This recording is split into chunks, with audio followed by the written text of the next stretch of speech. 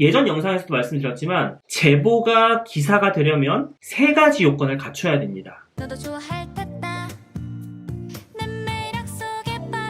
그럼 지금까지 제보가 기사가 되기 위한 요건들을 살펴봤다면 이제 실전이에요. 내 억울한 사연을 어떻게 제보를 해야 되는가, 이걸 제가 구체적으로 설명을 드릴게요.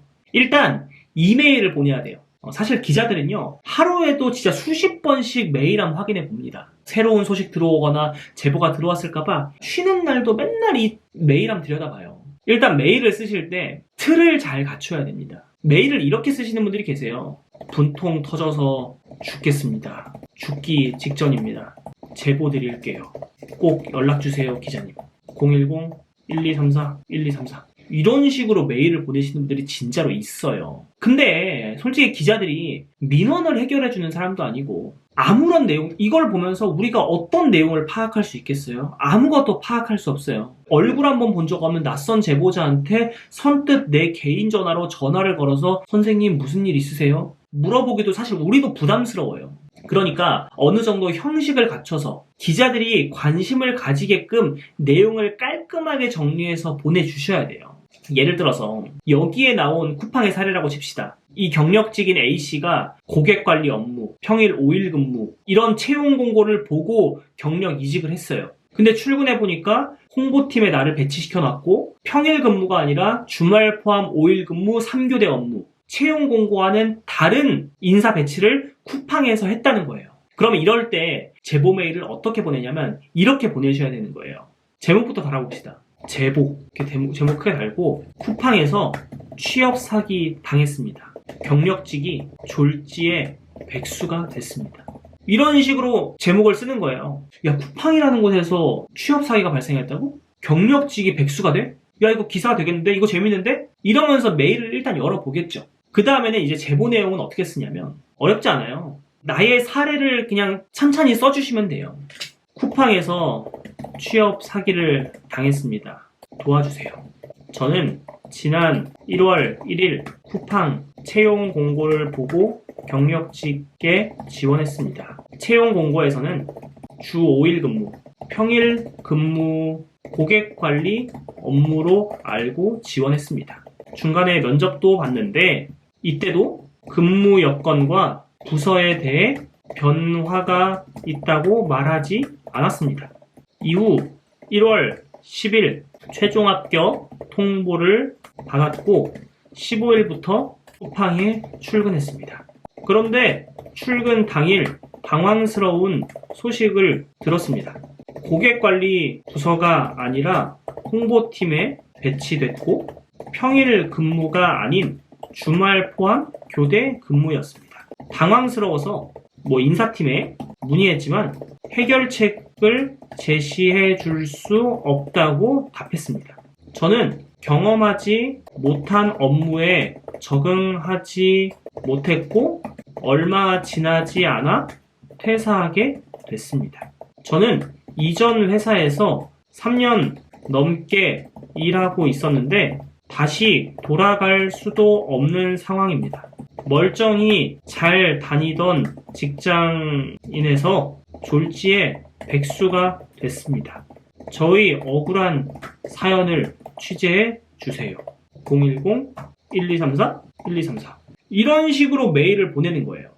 여기에다가 증빙 자료까지 한 번에 주시면 더 좋죠. 쿠팡이 처음에 올린 채용 공고문, 그리고 면접에서 했던 녹취 파일, 인사팀에서 어쩔 수 없다고 답변한 답변서, 이런 증빙 자료까지 메일에다가 첨부를 해주시면은 저희 기자들도 야, 이건 진짜 억울한 사연인데? 얘네 진짜 큰 기업인데 경력 채용을 이런 식으로 한다고?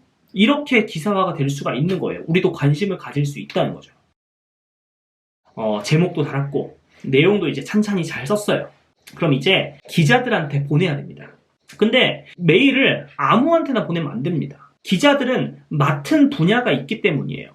제가 언론 제보와 관련해서 설명을 드리지만 제가 맡은 분야는 저는 건설이랑 부동산 분야 그리고 국토교통부를 담당을 하고 있어요. 아무리 억울한 쿠팡에 대한 취업 사기 제보 메일을 저한테 보내주셔도 제가 기사를 쓸 수가 없어요. 쿠팡과 관련한 제보 메일이라면 쿠팡 혹은 유통업체와 관련한 기사를 쓰는 기자들한테 보내주셔야 돼요. 그러면 쿠팡을 담당하는 기자가 누군지 어떻게 아느냐? 이것도 어렵지 않아요. 네이버에다가 쿠팡 검색해보세요. 뉴스 탭을 이렇게 눌러보시면 쿠팡 관련해서 기사를 쓰는 사람들이 너무 많아요. 뭐 이렇게 기사를 눌러가지고 맨 밑에 보면은 이렇게 이메일이 있어요. 내가 제보하고 싶은 분야의 기사를 쓰는 기자들의 이메일을 취합하는 거예요. 이렇게 복사해가지고 쿠팡 관련 기사 쓰는 사람, 이거 어렵지 않잖아. 한 15개, 20개 메일 주소만 모아보면은 이 사람들한테 이제 메일을 보내면 되는 거예요. 만약 내가 국토교통부에 억울한 일이 있다. 그러면은 뉴스에다가 검색을 해보세요. 국토부. 이렇게 치면은 국토부와 관련한 기사를 쓰는 기자들이 이렇게 많아요. 그럼 맨 밑에 가가지고 그냥 이 사람들한테 메일 주소 긁어가지고 이 사람들한테 국토부에 관련한 제보 메일을 이렇게 써가지고 보내면 되는 거예요. 물론 이렇게 생각하실 수도 있어요. 쿠팡을 이렇게 검색해보니까 쿠팡에서 뭐 이렇게 할인전 실시한다, 뭐 행사 진행한다, 이런 쿠팡 홍보 기사 많이 나오는데 이런 기사 쓰는 애들한테 메일 보내도 소용없는 거 아니야? 이렇게 생각하실 수도 있어요. 근데 이런 기사는요, 쿠팡이나 대기업, 정부 이런 데서 보내주는 보도자료를 기반으로 쓴 겁니다. 이런 보도자료에 기반한 뭐 기사를 쓴다고 해서 제보 메일을 무시하거나 친쿠팡 이런 식이 전혀 아니에요. 언론이 문제점을 제기하고 억울한 사람을 구제해주는 역할도 하지만 대중들에게 어떤 홍보를 해주는 역할도 언론의 역할이긴 하거든요. 그렇기 때문에 홍보의 역할을 요 기사에서는 할 뿐이지 진짜 중요한 제보, 쿠팡에 대해서 중요한 제보, 국토부에 대해서 중요한 제보가 왔을 때 그걸 깡그리 무시하지는 절대 않습니다. 그러니까 걱정 안 하시고 보내셔도 돼요. 자, 이렇게 메일 주소를 취합을 했으면 뭐 요걸 그냥 복사해가지고 그냥 받는 사람에다 이렇게 적어가지고 보낼 수도 있어요. 이렇게 보내셔도 돼요. 근데 팁을 드리자면 이렇게 받는 사람에다가 내가 취합한 이메일을 이렇게 한꺼번에 보내면 기자들이 이렇게 생각할 수도 있어요. 야, 이거 되게 괜찮은 제보긴 한데 나 말고도 좀 다른 기자들도 이런 제보를 받았네.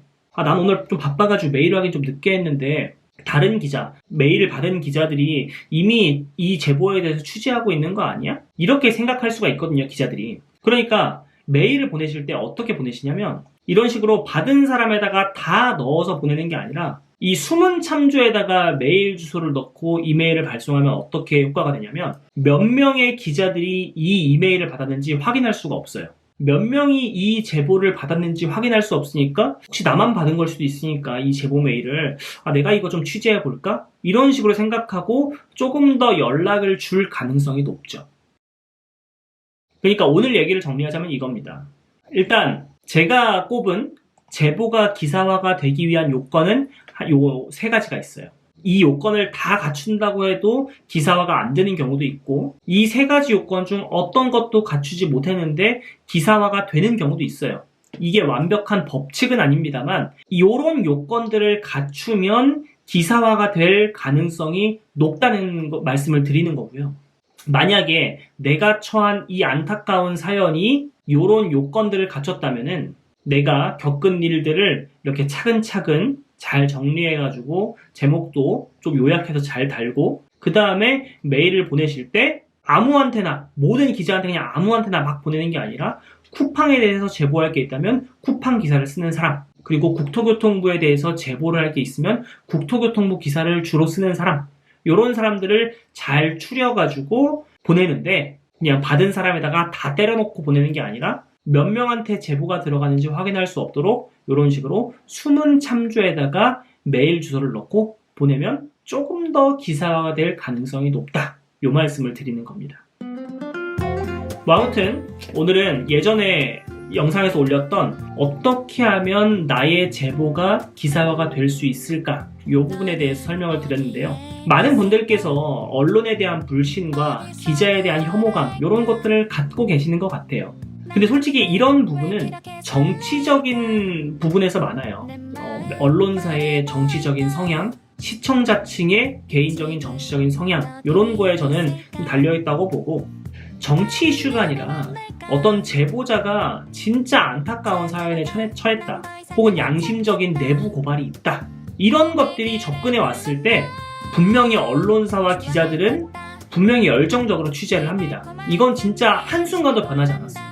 실제로 그리고 취재를 하는 과정에서 기사화가 되는 것을 부담스러워한 나머지 대기업이나 정부, 공공기관 이런 힘 있는 단체들이 피해자를 잘 구슬려가지고 기사 제보하지 마시고 이렇게 해결해가지고 잘 이렇게 좀 마무리합시다. 우리가 좀 미안합니다. 이런 식으로 해결이 되는 경우들도 정말 많고요. 이런 부분은 법이나 소송을 통해서 해결할 수 없는 언론의 어떤 고유한 역할이기도 해요. 첫 번째 기사로 봤던 요 쿠팡의 사례, 제가 쓴 기사인 이런 공인중개사의 중개 사기, 개개인의 억울한 상황을 취재한다고 해서 사실 우리가 돈을 벌지 않습니다. 이게 잘 해결된다고 우리가 무슨 수수료를 받는 것도 아니고, 다만 억울한 상황에 놓인 약자를 구제하는 게 언론사의 역할이고 기자의 역할이라고 우린 알고 있으니까 하는 것뿐이에요. 다만 그런 것들이 정치적인 이슈에 가려서 언론사들이 제보에 신경을 쓰지 않는 것 아닌가 이렇게 보일 수도 있는데, 제보에 기반한 약자를 구제하는 것, 우리 언론사들은 단 한순간도 그거를 방치한 적이 없어요. 근데 만약에 연락이 안 간다? 제보 메일을 좀 보내실 때 조금 형식을 갖추지 못하고 보냈다거나, 아무리 그 제보 메일을 열심히 들여다봐도 이거는 기사화가 되기 어렵겠는데 제가 아까 설명드렸던 이런 기사화가 되기 위한 요건을 갖추지 못했을 가능성이 높습니다. 아무튼 오늘 얘기도 도움이 되셨다면 구독과 좋아요 부탁드립니다.